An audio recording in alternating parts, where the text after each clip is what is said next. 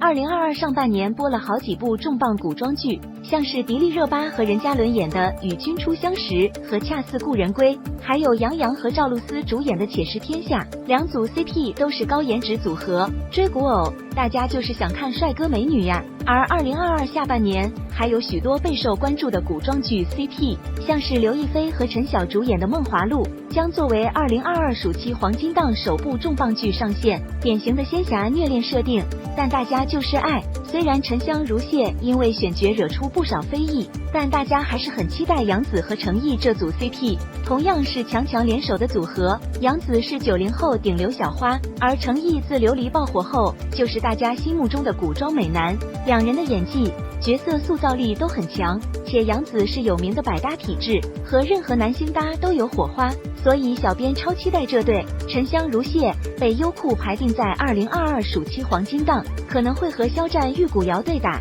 肖战的古装一定要追，新搭档任敏是95后的新生代小花，她先前在清平乐的古装扮相和演技都备受肯定，虽然人气不高，但感觉她充满灵气的演技能替玉骨遥大加分。玉骨遥确认影视化时，有不少高人气女星都去试镜，但因为故事是师徒恋，所以腾讯希望找一个年纪轻的95后小花来和肖战搭配，最后才定下任敏。而腾讯预计让玉骨遥接到《梦华录》，是2022暑期黄金档的重中之重，和优酷沉香如屑对打，两部剧的情节会联动。然而因为镜双城剧本改得很烂，拍得很烂，所以大家都有点担心玉骨遥会不后尘。张彬彬在小女花不弃之后终于又回归古装了，他也是大家心目中的古装美男，虽然搭档女星徐璐的名气不高，可是两人的古装颜值都让人放心，希望能擦出 CP 火花。